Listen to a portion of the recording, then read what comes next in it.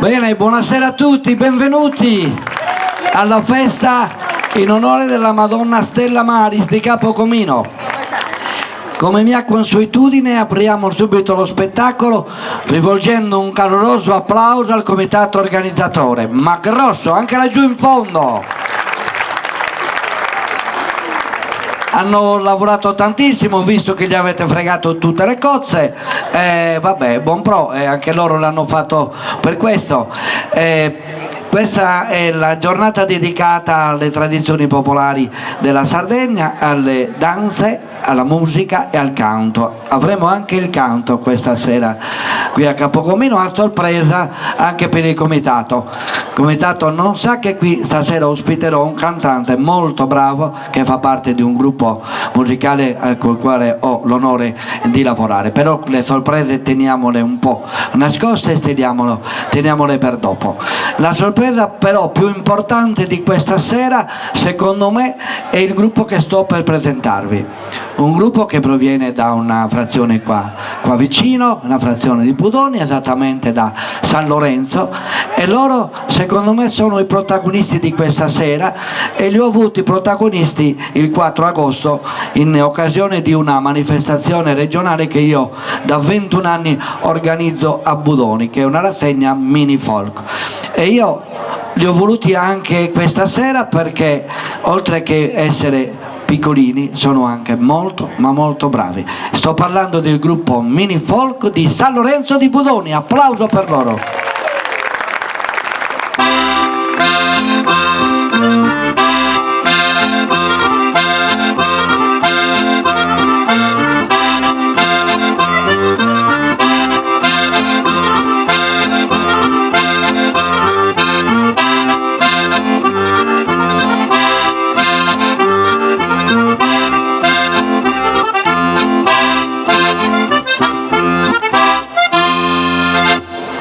Adesso l'applauso, gruppo Mini Folk di San Lorenzo da Budoni.